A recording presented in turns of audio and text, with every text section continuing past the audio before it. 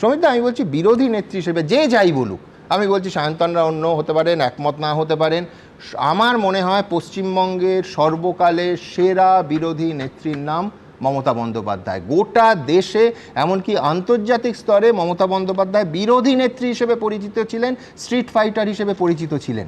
তার কি এমন হলো, আমার প্রথম প্রশ্ন এইখানে, যে সেই মমতা বন্দ্যোপাধ্যায় যার প্রাইমারি পরিচয় হচ্ছে বিরোধী নেত্রী, এখনও বহু মানুষ, বয়স্ক মানুষ কুর্নিশ করেন যে কি লড়াইটা বামফ্রন্টের সঙ্গে মমতা বন্দ্যোপাধ্যায় করেছেন, তিনি আর বিরোধী আসনে বসতে চাইছেন না।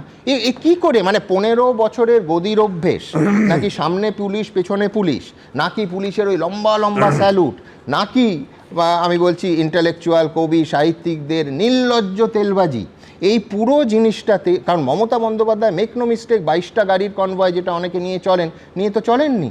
তার কি এমন অভ্যেস হলো যে তিনি এখন বিরোধী আসনে বসতে ভয় পাচ্ছেন? না না, এটা খুব স্বাভাবিক। কেন দেখো, এত বড় পোস্টে যদি যারা, যেমন একটা কর্পোরেট সেক্টরে খুব বড় পোস্টে চাকরি করলো, খুব বড় পোস্টে, ম্যানেজিং ডিরেক্টর এইসব লেভেলে, তারপর তাকে যদি ক্ল্যারিক্যাল স্টাফ করে দেয়, না ক্ল্যারিক্যাল অত্যন্ত গণতন্ত্রের বিরোধী নেত্রীর আসন।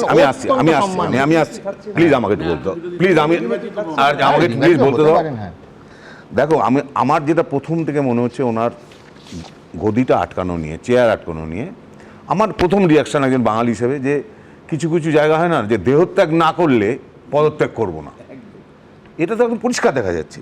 দ্বিতীয় কথা, দেখো উনি কথায় কথায় একদম খেয়াল করে দেখবে, যখন উনি জিতে আসলেন 2011-তে, তখন উনি কথায় কথা বলতেন বামপন্থীরা এগুলো জানে না কীভাবে দেশ চালাতে হয়, আমি জানি, আমার থেকে বুদ্ধি কেন দেবো বুদ্ধি।